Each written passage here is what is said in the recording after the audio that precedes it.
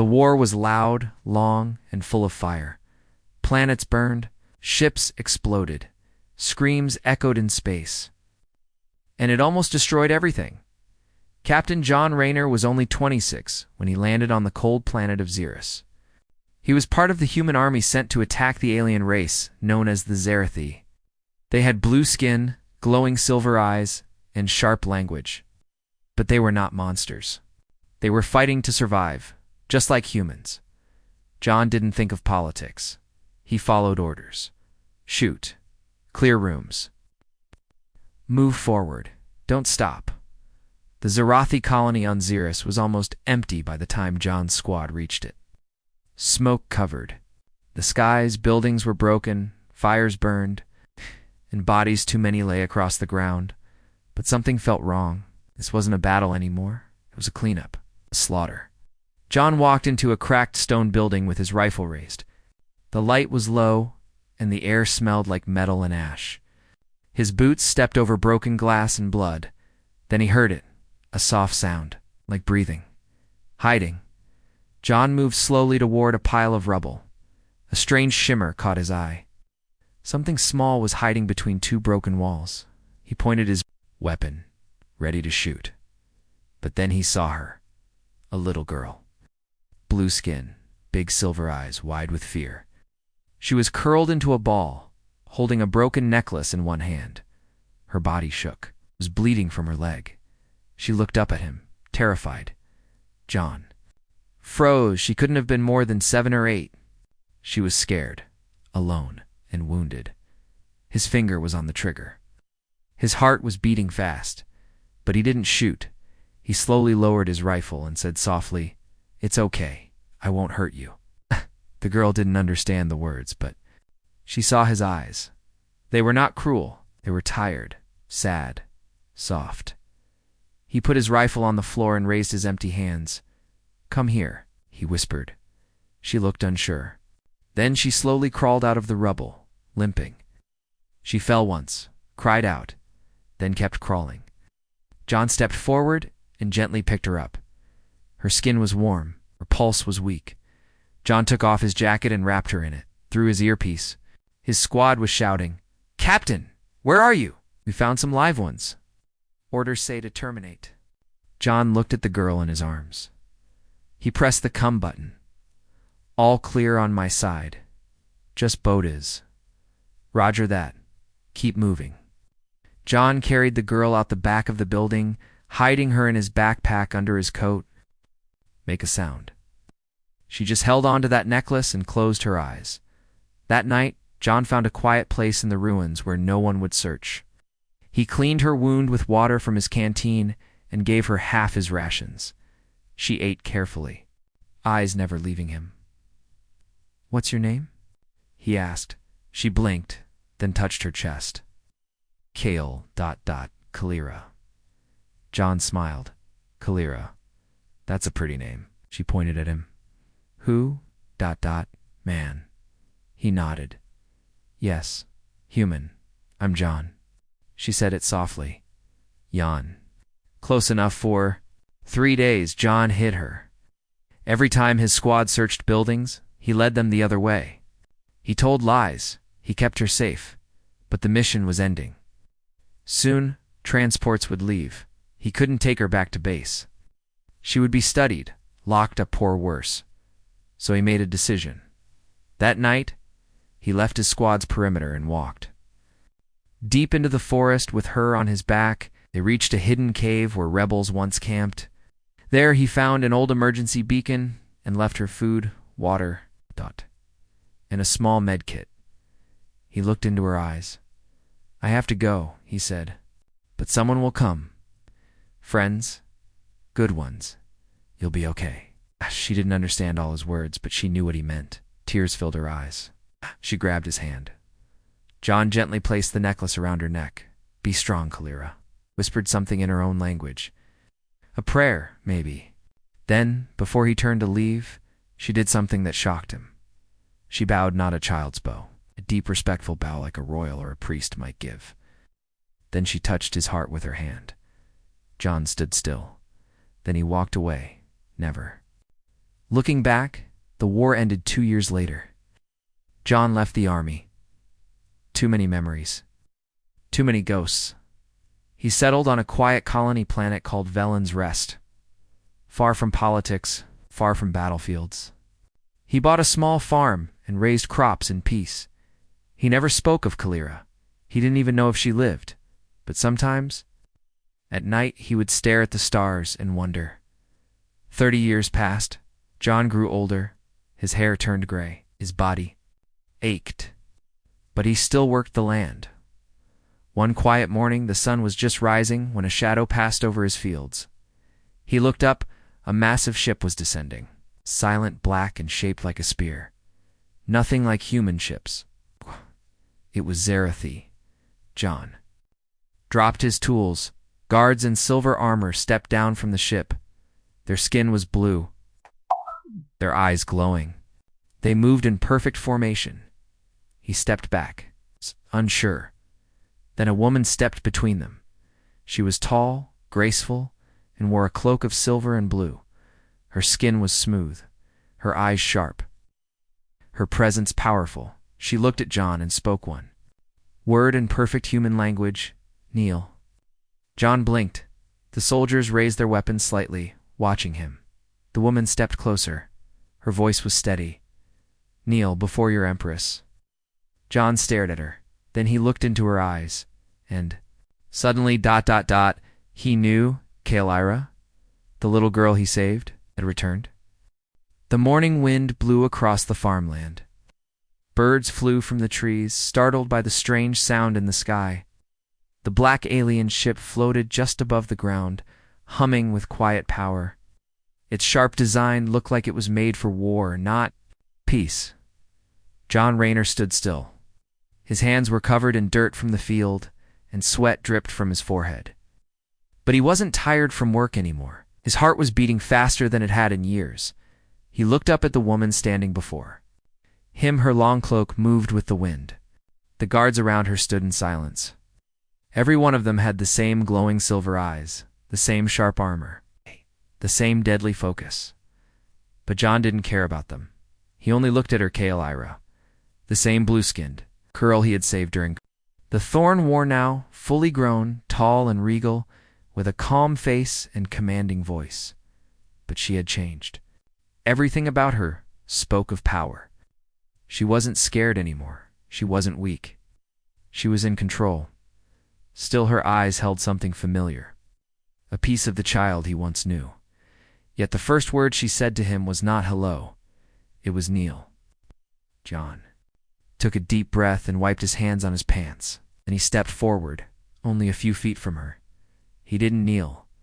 I saved you, he said, his voice calm but firm. I didn't do it to become your servant. Kalira's expression didn't change. I remember, she said, every second, every moment. Her voice was smooth, her human language perfect, no accent, no hesitation. You gave me food, you gave me water, you gave me your jacket, and you gave me hope. She paused. But now I give you an order. John shook his head slightly. Why are you here? To see the man who changed my life? To repay a debt? Her tone grew colder. And to test his loyalty? The Zarathi guards shifted slightly. One of them tapped something on his wrist. A small holographic map appeared, showing the area. Kalira raised her hand, and the soldier stepped back. I am no longer the little girl you rescued, she said. I am Kalira Ve Empress of the Zarathi Unity. I command 1/3 of the outer spiral, and I carry the authority of 12 bloodlines. John Raised an eyebrow. Good for you. But I'm just a farmer. You were a soldier. A captain. You made a choice, one that risked your life to protect me. I made that choice because it was right, John said. Not because I expected anything from you. Not even thanks. Kalira's voice softened a little. You deserve more than thanks, John Rayner. You deserve a place beside me. He frowned. Is that what this is? A throne room invitation? She stepped closer. I need you. It's not as a slave, not as a trophy, as a symbol. He stared at her, not understanding. She turned and motioned to her guards. Bring him. Two guards stepped forward. Before John could argue, they gently but firmly took his arms and led him into the ship. The inside of the ship was nothing like human design. The walls pulsed with blue light. Symbols danced across panels without buttons. It was alive almost like it breathed. They passed through long halls and reached a wide chamber with glass walls. Outside, the stars shimmered. Inside, floating screens showed maps, cities, and alien languages. Kalira sat on a silver platform. In the middle, she motioned for John to sit opposite her. The guards left the room. Only they remained. "I never forgot you," she said, "even when the rebels hid me. Even when I was sent to a temple to train. Even when they gave me command of a fleet, and I saw the galaxy bend before me, I remembered the human who saved a child and asked for nothing." John nodded. I remember too, but that doesn't explain why you want me to kneel." Kalira looked down, then back up, her eyes serious. "Because the galaxy is watching." She waved her hand, and a screen showed images, human colonies, alien worlds, armies, politics. "The peace between your people and mine is thin. One wrong move, and it breaks. My advisors fear you. They say you're dangerous, that you might turn others against me." John laughed softly. "I'm just a tired old man who grows vegetables." "You're more than that," she said. "You're a story, a legend. Among my people, you're known as the Fire Hand, the human who spared the child of the stars." John raised an eyebrow. That's dramatic. She smiled slightly. "Zarathi history is always dramatic." Then her smile faded. "But some on my council believe we should erase that story. It makes me look weak, that you want a human have too much power in my memory." John leaned back. "So you want me to kneel to prove I don't?" She nodded. "Kneeling will show unity, not surrender. It's a symbol, a gesture that tells my people you trust me." He shook his head. "I don't kneel for power. I kneel for pain, for loss, for graves." Kalira stood. "You knelt once before. When you lifted a wounded girl from the dirt. That was power too." John looked at her, quiet. "And now?" He asked, "What do you kneel for, Kalira?" She didn't answer. Later that night, John sat alone in a guest chamber.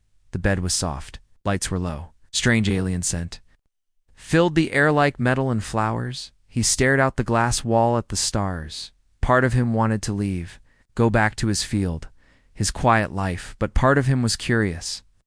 Why had she really returned? Suddenly, the door opened. Kalira stepped in, wearing a simple blue robe.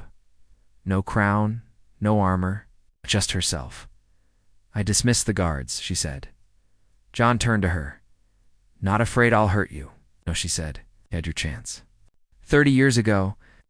They both smiled a little. She sat beside him. "There's something else," she said. "I didn't come only for a symbol." John waited. She reached into her sleeve and pulled out something small. His jacket button. Old. Dirty but cleanly kept. "You left this behind," she said. "I've kept it ever since." John stared at it. His jacket was long gone, burned in. "Some corner of war. That button reminded me of kindness in a cruel world," she said. "And now, I want to offer you something in return." He raised an eyebrow. "Not power," she added quickly. "Not riches. Just a place. At my side. As a guide. As a voice that tells me the truth even when I don't want to hear it." Looked down. "Why me?" "Because you once gave me life," she said. "Now I want to give you purpose." He was quiet for a long time. Then he said, "I won't kneel." Kalira nodded. "I know. But I'll stand beside you if you'll let me." She smiled. "A real one this time." "I'd like that, John." John Rayner had been on many ships during the war. Big ones, loud ones, ugly metal ones. But nothing felt like this Zarathi capital ship. It was quiet, soft, clean. Every step echoed gently through long halls made of glowing silver stone. The walls shifted color like they were alive. But the strange part wasn't the ship, it was. Kale Ira, the little girl he once rescued, was now a ruler of stars.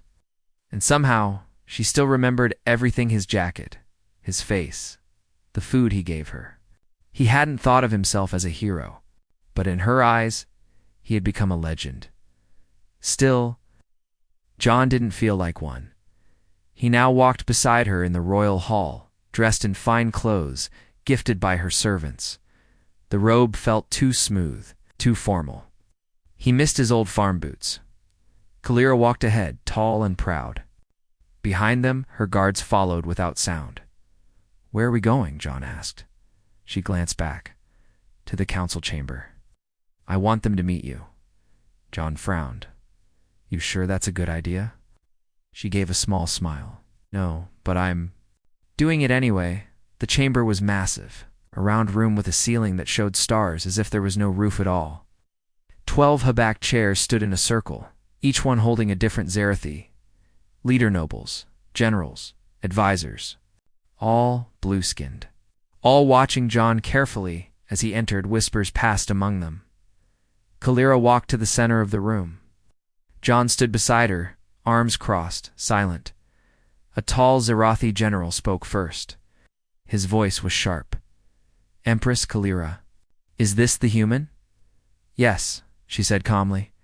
"The one from the war?" "The same." Another council member, a woman with silver markings on her forehead, leaned forward. "Why bring him here?" "He is from the past. A ghost." John didn't speak. He just watched their faces. Kalira raised her hand. "He is not a ghost.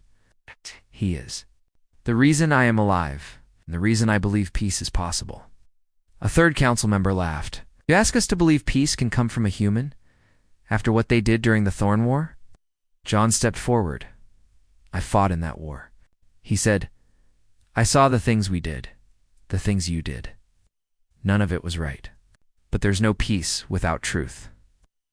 The chamber went quiet. Then the general spoke again. "Truth is that humans cannot be trusted. They see weakness and strike. Even now their colonies build weapons again." Kalira's voice became sharp. "And we will not become the monsters we fought. If we build a kingdom based on hate, we will fall again." Another voice said, "Then what is this human to you?" Kalira paused. Then she looked at John. "He is a reminder of mercy. And he will stand beside Minot as a servant, but as a witness. A bridge between our worlds." Whispers filled the room again. John could see some were angry, others curious. But one man, a short counselor with dark markings, said something that caught everyone's attention.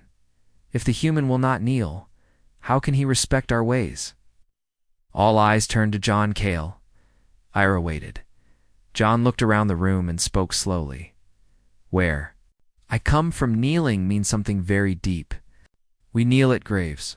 We kneel when we beg. We kneel when we break. But I won't kneel to show peace." The room was silent again.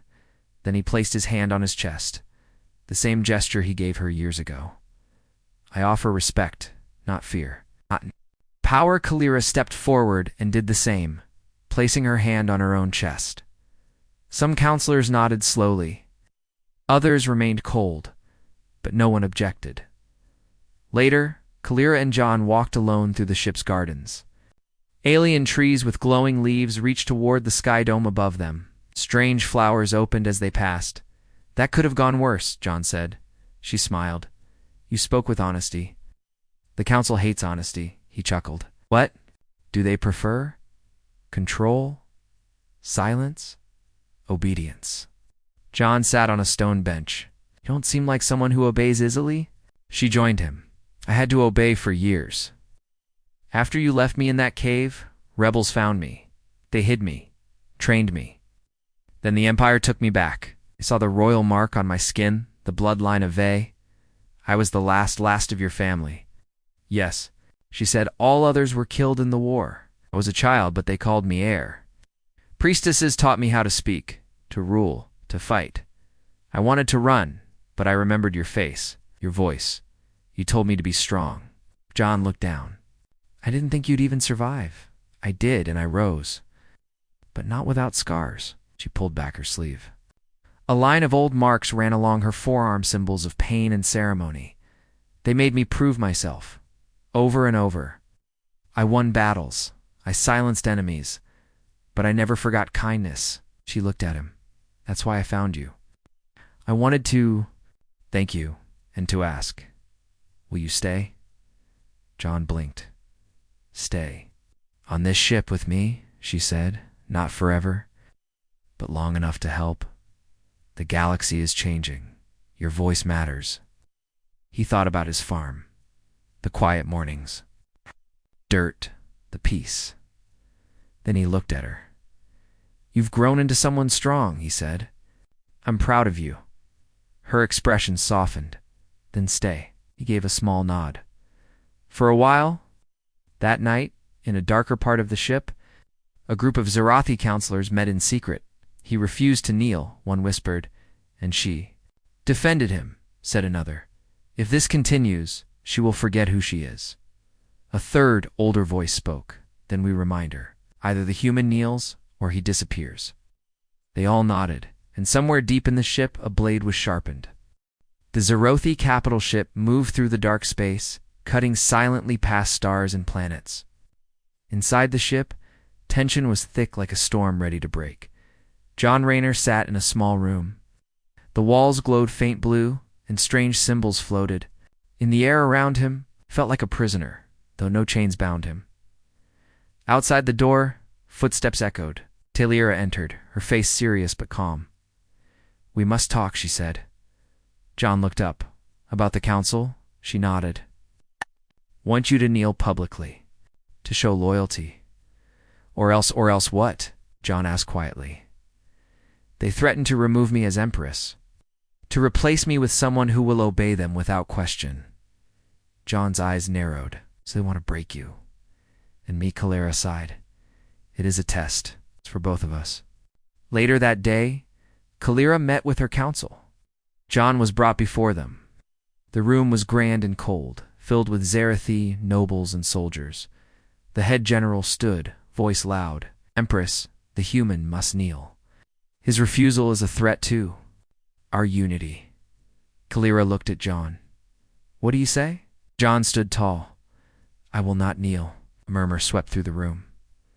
Then what will you do? The general demanded. John's voice was steady. I will stand. I will stand as a friend, as an ally. I will not bow to fear or power. Kalira's eyes met his. The council was divided. Some shouted, demanding punishment. Others whispered of peace. That night, Kalira found John alone in the ship's garden. The glowing plants lit their faces softly. I know the council fears you, she said. John smiled sadly. I don't want to be feared. She sat beside him. They want to control me, to force obedience. John looked at the stars through the glass. You don't have to do what they say. Kalira shook her head. If I lose them, I lose the empire and the peace the first fought for. John reached out. Then fight. But don't lose yourself. She looked at him, conflicted.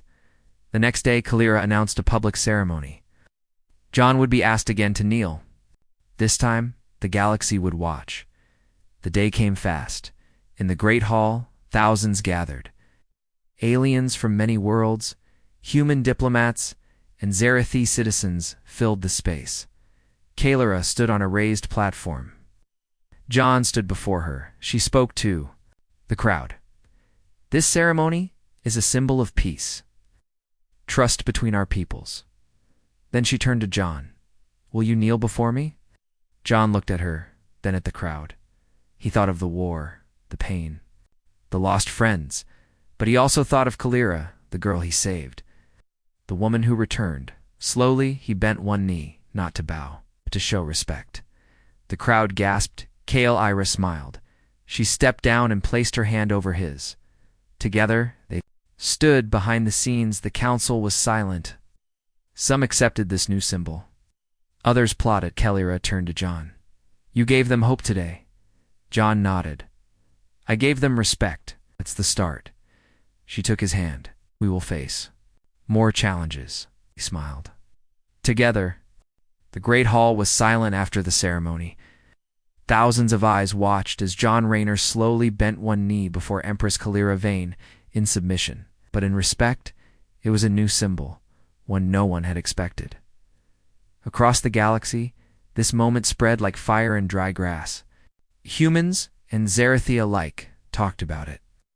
Peace seemed possible, but peace is never simple. In the days after the ceremony, John stayed by Kalira's side. The council's anger did not disappear. Secret meetings continued in dark rooms. Lands were made to challenge the Empress's rule and her unusual human companion. One night, John overheard whispers in the hallway. "They will strike soon," a guard warned. "The faction wants to remove the human and replace the Empress." John's face grew hard. He knew that fighting was coming. But this time, it was not about weapons or warships. It was a battle of trust and loyalty. Kalira summoned her closest. "Allies, we cannot let fear destroy what we have built," she said. "John is not just a symbol. He is family." John looked at her and felt a strange warmth. For years he had run from war and politics. Now he was part of something bigger, something worth fighting for. The next morning, a group of rebels entered the capital ship. They were armed, moving silently through corridors. John was alerted and met Kalira in the command center. "They want to capture you," he said. "You must stop them." Kalira nodded, her eyes fierce. "We fight together." The battle inside the ship was fierce but brief.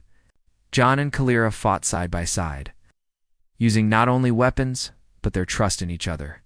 In the end, the rebels were captured. The faction that wanted to divide the Zerathi fell silent.